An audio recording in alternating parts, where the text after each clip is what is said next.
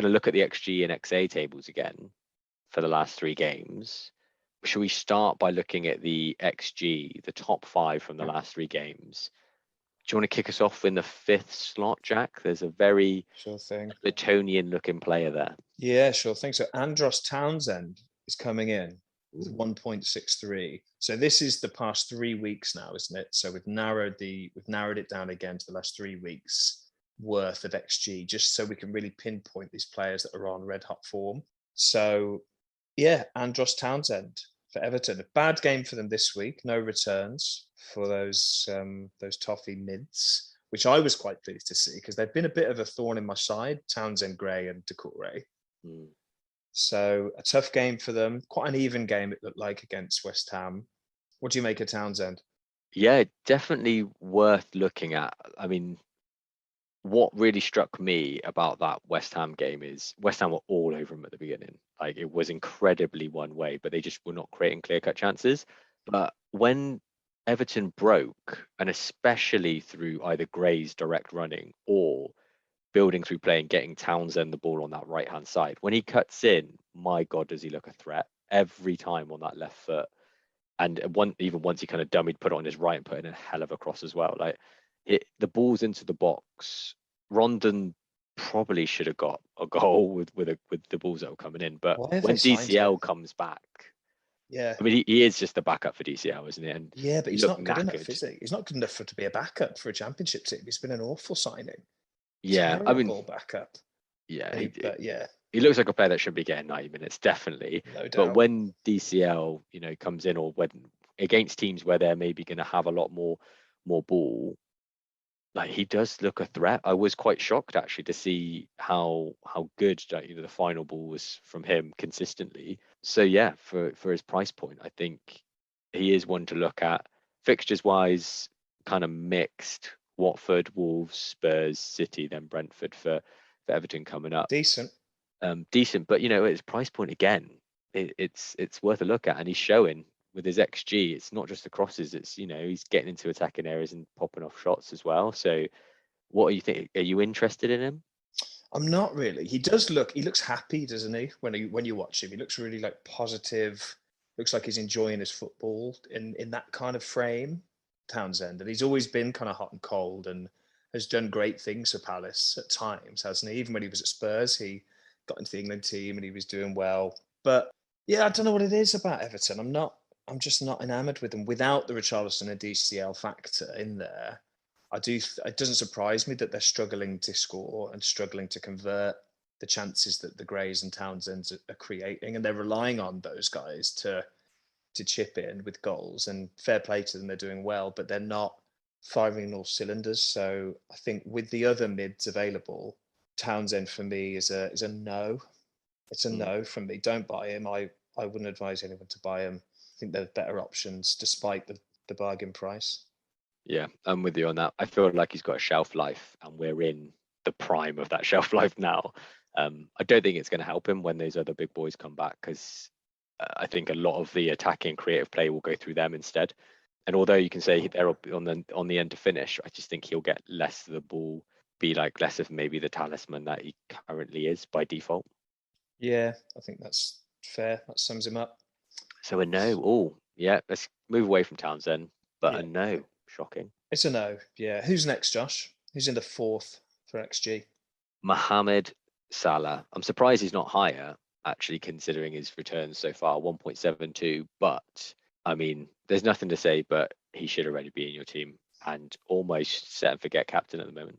Yeah, we said it last week. Yeah, I think with these, because we've narrowed it down to 3 weeks of data, it's more likely someone like Salah will be a bit further down, because someone who, well, certainly one of these players who's in second spot, just one game of those 3, like a red hot game, could really fire them up the ranks, couldn't it?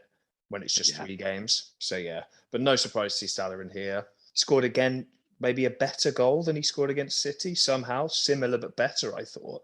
Like the ridiculous little sort of almost showboating drag back with his foot. I don't even know what you call that. A kind of like fake back heel, push forward.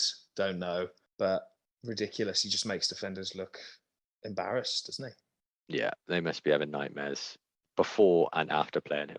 Crazy. Yeah, I think just put the captaincy on him regardless of fixture now. And I don't think there are many hard fixtures for him apart from Man City and Chelsea, and he's already torn up City. So Man United next week, we'll come on to it, but that's not a hard fixture. Sorry, it's not difficult. It's not Yeah. hard. Villa can win at Old Trafford. Liverpool haven't looked this good for a long time as well. This is them in their red hot form, and Man United are rubbish defensively. So Yeah, and him individually, probably some of the best football I've ever seen him play. yeah, So it's phenomenal. Really, yeah. ride Agree. that form, boys. FPL managers. Yeah, on it. Yeah, I know a few guys who just haven't bought him in still, and they're suffering from that. It was like their weird mentality at the start of the season of like, right, I'm not going to go Salah. I'm going to invest elsewhere and be differential. On the weeks that he blanks, I'll rock it up. But the fact is, most weeks he's going to haul. So overall, you're going to be down. If you're in that mindset now, just bite the bullet, admit you were wrong, and get him. Just admit you're wrong. No shame in it. No shame in it. Be malleable. Yeah. Be like water. Change and buy him and captain him, and you'll thank yourself. Good. Yeah, that was very spiritual. I like it. Yeah.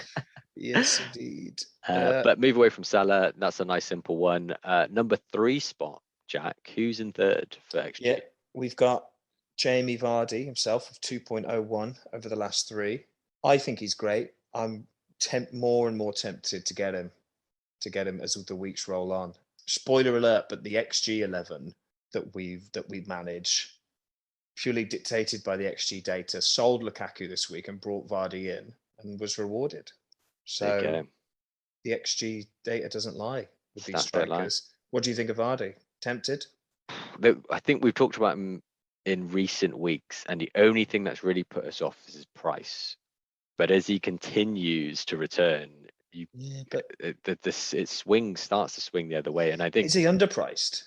Is what I would ask.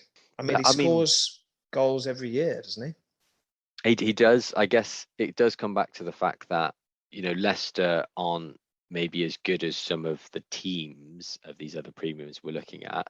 So maybe their overall XG. So they're going to be scoring less goals compared to like a Liverpool or Chelsea potentially over the whole course of like 10 games, 20 games, or the whole season. So therefore, he's going to have a smaller slice of that, goals of the team. But I think what we've seen of Vardy recently is that form come through again. So like early season, he wasn't quite getting there, but his XG for, the United game, I was quite shocked to see it was 0.21. Well, his goal was beautiful, wasn't it? It's incredible. It's like classic Vardy, isn't it? Like, didn't get any massive clear-cut chances, but puts it away and gets your return. Yeah. And that's, I suppose the fact he's on this chart shows that he is actually mixing it with the XG as well as the amazing finishing. I think with Leicester, the thing that Vardy sort of overshadows is the fact that Iheanacho started the last 3 games and has returned in all 3 as well. So I've kind of got half an eye on him, even though Vardy's kind of taken the plaudits and we're wondering about Vardy. What do you think of it? I mean, does it make Vardy better, Iheanacho being in, or should we go for Vardy? I think Vardy's nailed, isn't he? So Iheanacho, maybe what you're saying is he's proven himself to be good in the past, but he's not really getting the minutes this year for whatever reason. It isn't clear, as far as I'm aware, why he's not getting minutes. He's just been dropped due to system or preference of players from Brendan Rodgers' perspective. So you're kind of putting yourself in the Pep seat again. Like, I suppose, yeah. Do you wanna risk minutes for someone who isn't really has had one game week where you think, oh, they've been all right? It's such a small sample size to take such a large risk. It is fair points, Josh. Very reasoned.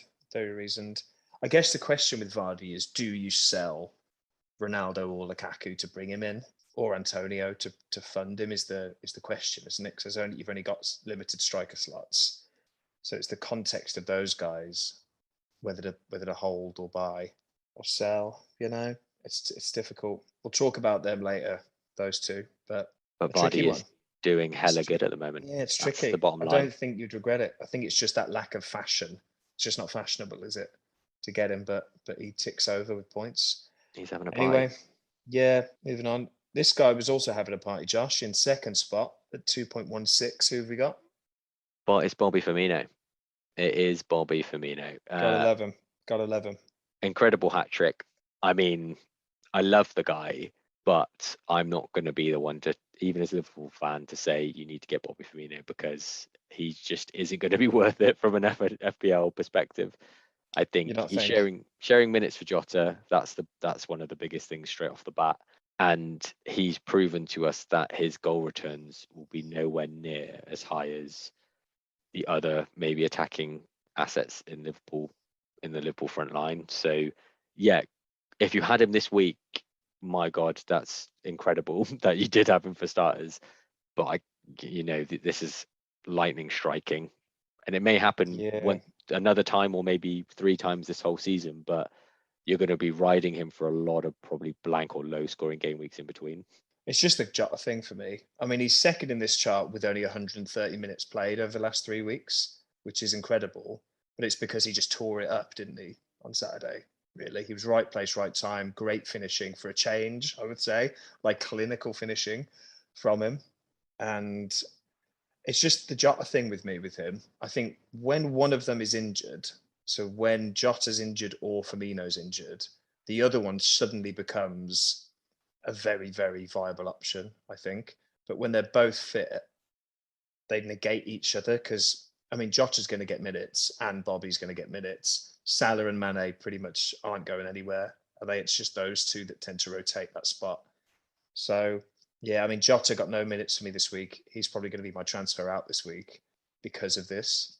So, Yeah, but avoid. Liverpool have a left Atletico on Tuesday. You know, Bobby's playing well. Would he start in that game, and then Jota may come in at the weekend? But But that's the thing, again, you don't know. You don't know, do you? Like whoever starts that Champions League game, and this goes for any Champions League teams, I think it doesn't actually give you that much intel about who's going to start the Saturday game. Say Bobby starts, then comes off after 70 minutes for Jota. Does that mean Jota's going to start or Bobby's going to start? Like, we it's don't know, very do we? hard, isn't it? So yeah, I don't. I think that's a false prophet. Those Champions League lineups. I don't pay any attention to them personally. You know, people have got into a mess with the Chilwell Alonso thing, haven't they? Because of those, and it's Ah, yeah. just burned. Yeah, it's burned people. So I just think, forget it. So in this case, you're saying ignore the stats, don't bring Bobby in. I think so for now. Yeah, yeah, I do. Yeah, Think and to put that. the nail in that Bobby coffin, his XG for the Watford game was 2.16. Yeah, so it's a one game It's a thing, and it? one game Maybe we wonder. should extend these to 5 games again because this is like, it gives us different place to talk about, I suppose. But yeah, I mean, Watford were a shambles, weren't they? As well. Let's not forget they're But in some trouble. some players some managers, game like FPL managers, will look and say, "Oh, maybe bring Bobby in," but don't. So I think the bottom line is don't bring him in. Yeah, yeah. Rivals. I hope my rivals do bring him in because I don't know. He's not that bad a pick at all. When he starts, he's as likely to score as any of them, I think. But limited minutes and not guaranteed to start would be the nail there. Yeah. But number one spot, Jack. Who's in number one for the XG for the last 3 game weeks? Familiar face, Josh. Mikel Antonio, 2.28. I'm actually surprised he's top here the last 3 weeks because he hasn't actually done that well, has he? FPL points wise, the last few weeks for us. Yeah, I'm quite surprised to see him here. What do you think? It does keep us interested in him, doesn't it? Really, because he was absolutely killing it at the beginning of the season, but the last 3 game weeks from 6, 7, and 8 is 8-point return in game week 6, then a blank, a 2-pointer, now a 1-pointer this week. Cheers for getting the yellow card, Antonio. But I think what this does is it reassures us that he still is, well in the mix of getting those goal scoring chances, and he is definitely the main man in a West Ham team, which is still, they're not purring like they were at the beginning. They're not red hot, but they're still playing really well. So I think it's a definite hold. Most people have got him, but if you were looking to bring him in, you didn't have him, then I'd say those 2 blanks in the last 2 game weeks would start to bring people hesitance, wouldn't they? Like, they have to hesitate a little bit about bringing him in because there are some other options out there as well. It's tricky, isn't it? That 8.1 price, it's still a very good price for him. And I've said before that when he's fit, he delivers like a premium with a with a budget price. But yeah, you're right. Would you bring it? That's the good question, isn't it? Would you bring him in over, say, a Vardy, or would you look more at Vardy now? That's a tricky one. That's a tricky Yeah, one. I'd no, probably still say Vardy's a jump. yes. Yeah, he is a jump. He is a jump. Yeah, and I think Antonio's still a better option than the Danny Ings. Obviously, Bamford, DCL's out. Like, still better than the Callum Wilson, I think, as well. He's still the best option in that price, isn't he, Antonio? Yeah, I would agree. And then you're getting into a real top premium option, and they're not really doing it at the moment. So it's Yeah. probably still one of the hottest strikers on the market in FPL. Yeah, if you've got him, be patient with him. I think people will start to jerk him out after those 2 weeks, but I think that's probably a mistake. I would agree. Massive mistake. Hold on Good. to him.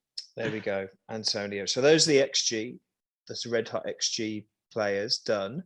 Moving on to the XA, Josh, who's at number 5? It's Mohamed Salah again. So just reminding us that not only is he scoring loads of goals, Does it but as we all? saw with the Mane assist, he's an incredible creator. So bottom line, have him, captain him, done. Nothing more to add from me there. In at 4th spot, we've got James Milner, who's enjoying a little mini renaissance in Liverpool colours. Should I buy James Milner, Josh? No, you should not, Jack.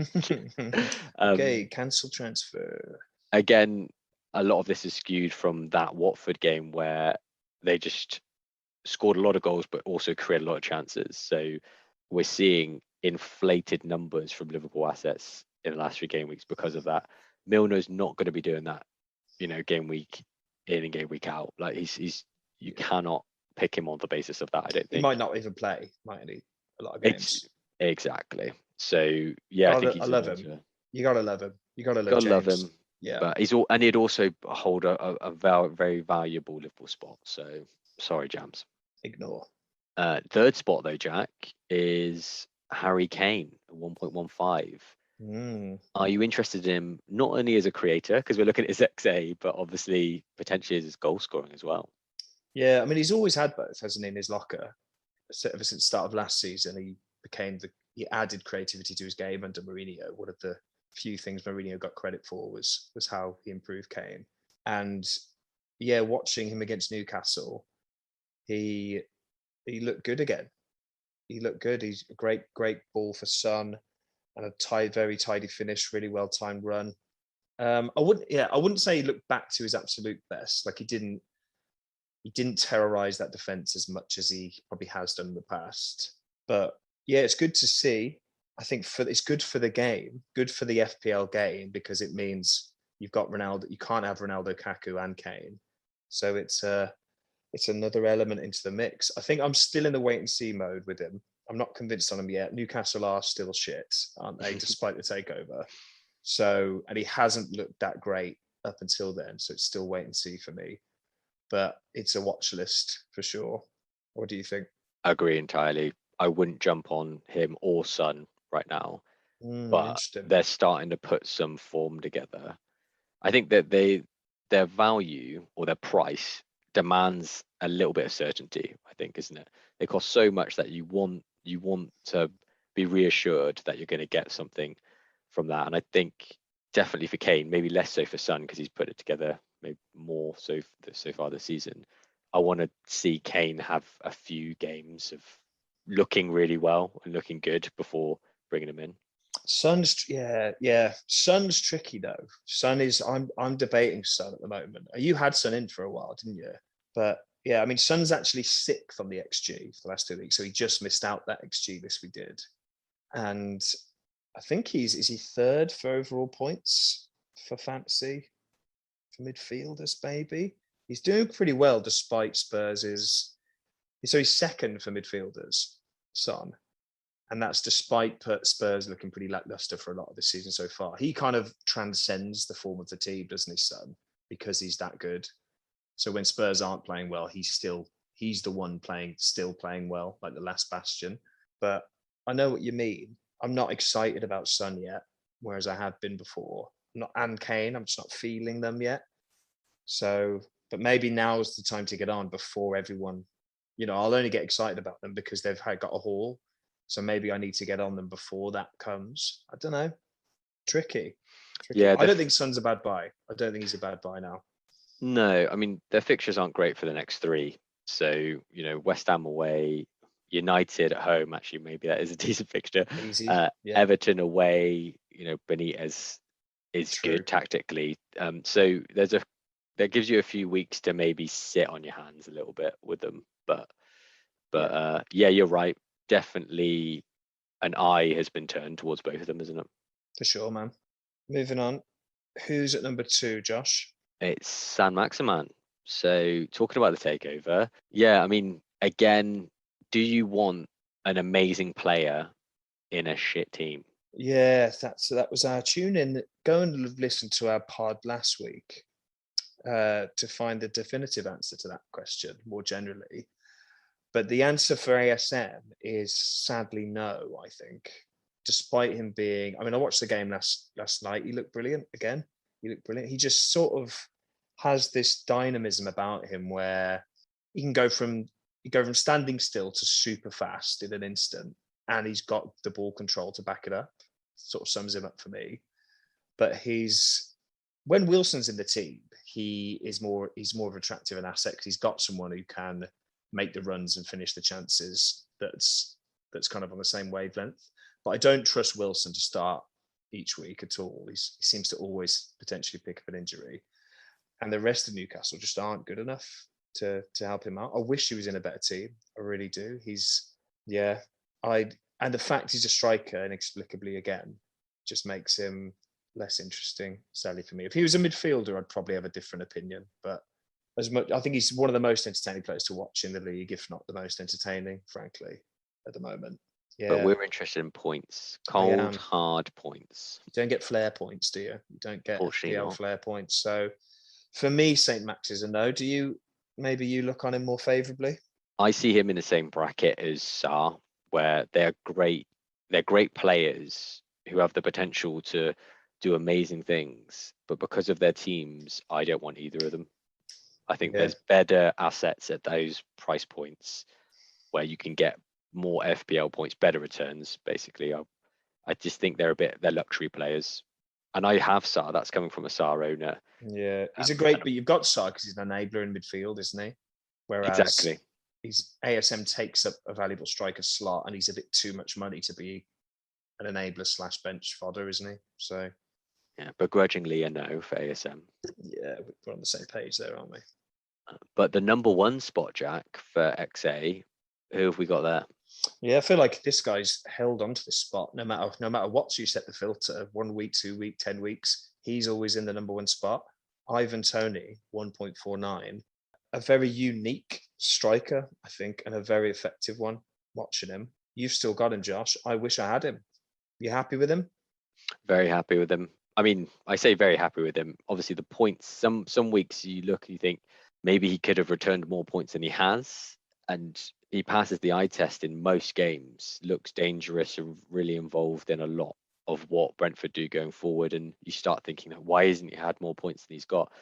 But I think it's from the perspective of I still am happy with holding him.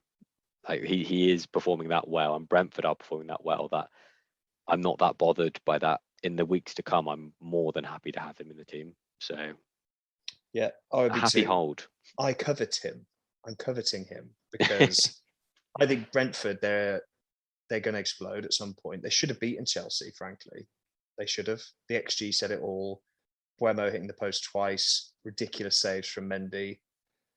Tone was instrumental in crafting a lot of those chances. So I think I'm really eyeing the double up between him and Buemo. So yeah, he's a fantastic asset and a great price for what he is. Yeah, perfect. Big fan of Tony. Yeah, well done, Tony. Nice. Cool. So that's the XG and XA done. Little break now, Jack, before we go on to the next section. That sounds nice. Let's do that. Lovely. All right, we'll see you in a second.